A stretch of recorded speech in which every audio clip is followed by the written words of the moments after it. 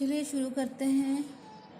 BEd चतुर्थ semester विद्यालय पाठ्यक्रम विकास। आज इसके अंतर्गत हम शैक्षिक उद्देश्यों के अर्थ और इसके स्रोत, इसके कौन कौन से स्रोत है, इसके विषय में अध्ययन करेंगे। चलिए स्टार्ट करते हैं।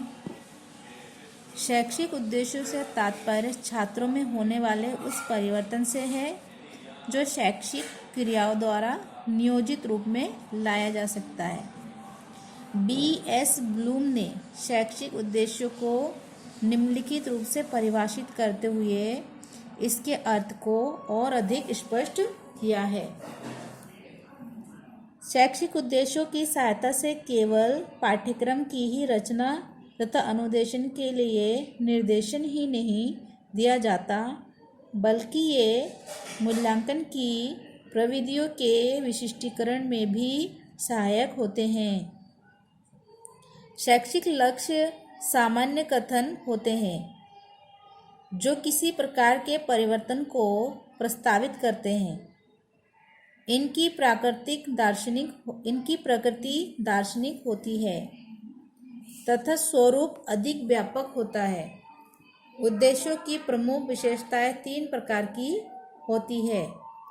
नंबर 1, किसी अंतिम लक्ष्य के लिए जो क्रिया की जाती है उसके लिए दिशा प्रदान करते हैं। नंबर 2, इसके अंतर्गत किसी क्रिया द्वारा नियोजित परिवर्तन लाया जाता है। नंबर 3, इसकी सहायता से क्रियाओं की व्यवस्था की जाती है।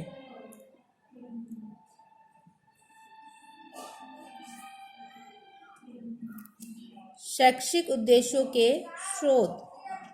शैक्षिक उद्देश्यों के निर्धारण हेतु इनके प्रमुख स्रोतों का ज्ञान अति आवश्यक होता है।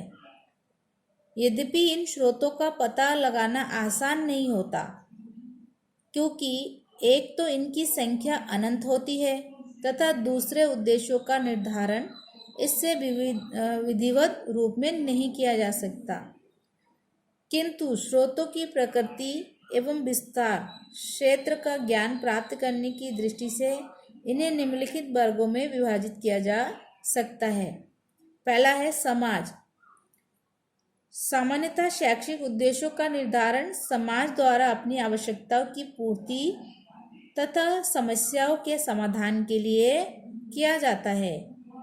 समाज का आर्थिक, राजनीतिक तथा सांस्कृतिक आधार क्या है तथा इसकी आवश्यकताएं किस प्रकार की है, ये बातें शैक्षिक उद्देश्यों के निर्धारण के लिए महत्वपूर्ण होती है।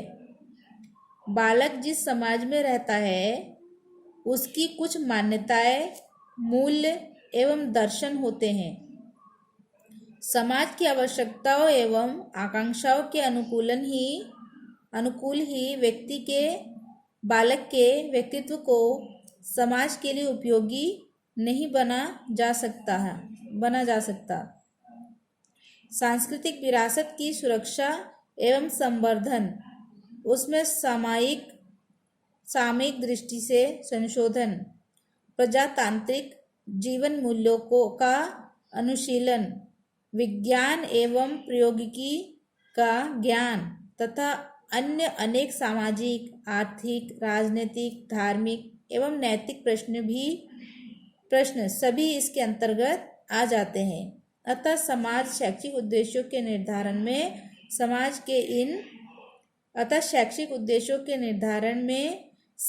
के इन सभी पक्षों को स्थान देना पड़ता है।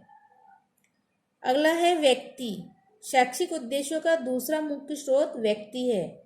समाज अपने अनुसार शिक्षा की आधारभूत आवश्यकताओं का निर्धारण करता है, किंतु उनकी पूर्ति व्यक्ति के माध्यम से ही होती है। व्यक्ति का महत्व इस कारण और भी है कि उसकी अपनी स्वतंत्र इच्छा शक्ति एवं कुछ विशिष्ट आवश्यकताएं होती है।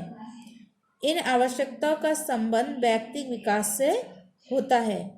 बालक का शारीरिक, मानसिक, सामाजिक एवं संवेगात्मक विकास कैसे होता है, विभिन्न अवस्थाओं में उसकी आवश्यकताएं, रुचियां एवं रुझान किस प्रकार के होते हैं, उसकी योग्यता एवं क्षमताएं कैसी है आदि बातों का शैक्षिक उद्देश्यों के निर्धारण में बहुत महत्व है।